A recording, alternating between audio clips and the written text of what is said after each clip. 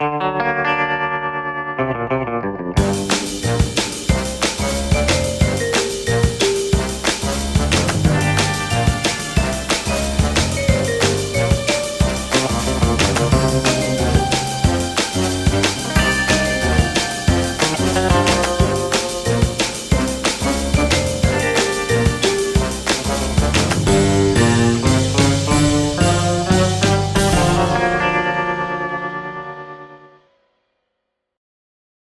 episode of Dr. Glass is brought to you by Johnson Carnival.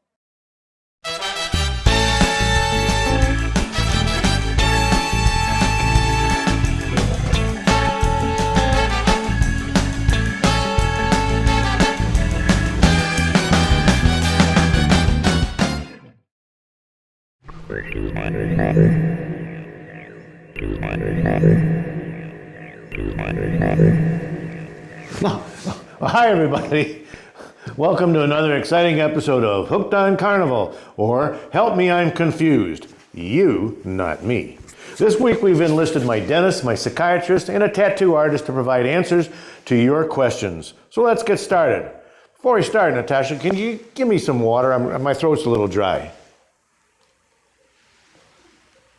Who the heck are you? You're Boris.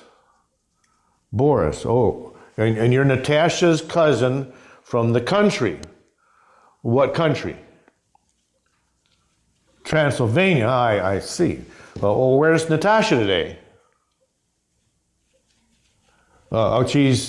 She's getting her eyebrows waxed. Oh, well, good. I was going to say something about that. Well, I was just trying to help her out. Oh, well, what's your name then? Boris. Okay, then, well, Boris, let's get started.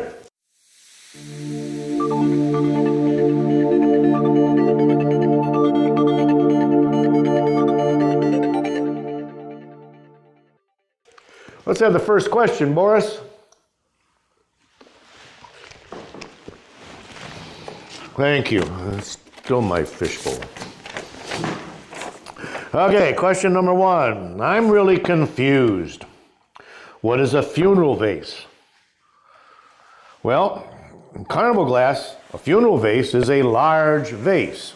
I don't know if they exactly use them for funerals, but they would have a big bunch of flowers. They would hold a big bunch of flowers. That might be used in a funeral. The criteria, though, is that the base size, not the height. This Imperial Mourning Glass funeral vase, thank you, Boris, has a base side just a shade under 5 inches. Take my handy dandy ruler out here, and you can see it's just under 5 inches. Okay. And this Fenton Rustic funeral vase has a base size of 5 1/4 inches, a little bit larger. And if you see, the base size would be a little bit more than 5 1/4 inches from top to bottom. Okay. And the Fenton Rustic funeral vase, and most patterns will be over 5 inches like this one here. Okay. Notice they're very desirable. Color is very, very iridescent, and they're very nice collectible pieces of glass. Funeral vases. Hopefully I've answered your questions about funeral vases then. Okay? Very, very good, very good. And let's see, do we have another question today, Boris? Okay, thank you, Boris. Good job, good job. You learn well, you learn fast. Question number 2. What are the different sizes of plates? Okay, let's answer that question. Chop plates are the biggest, okay? Biggest would be like this. Here's an example of a chop plate, okay? A chop plate. Notice how large it is, kind of like a regular dish that you might use at dinner, and they consider that a chop plate, anywhere from 10 to 12 inches across. Very, very pretty pattern on there, pretty iridescence, okay? And some patterns had a very few chop plates made, so they're very collectible. So you may not find too many of these in these patterns, so collecting them would be very good. Okay, the next size, regular plates. Okay, a little bit smaller if you compare the sizes. Okay, The regular plates, they'll range anywhere from 8.5 to 9.5 inches.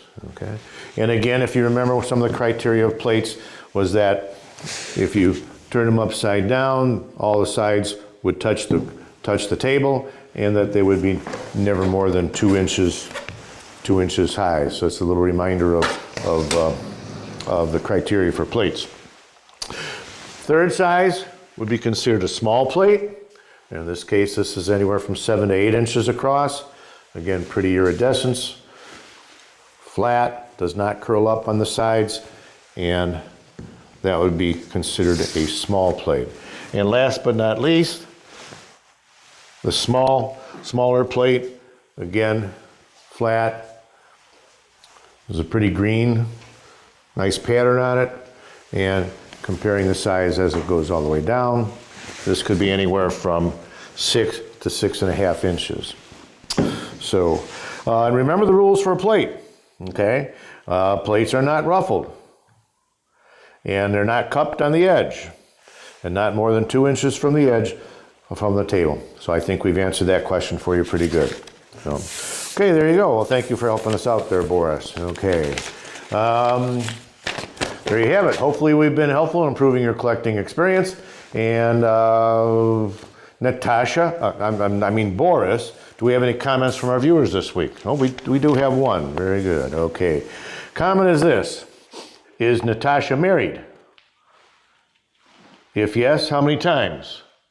5, 10, and 1. Thank you. And the one, that was the one she got married in order to get into the country. I see. And the person who asked that question was Larry King. You pervert. Okay. That's about does our questions. I don't think we have any more comments, and that's our show for today. Keep your cards and letters and questions coming in. You can send your questions or letters to Dr. Glass, drglass at hookedoncarnival.com, and the emails you can see along the bottom of your screen.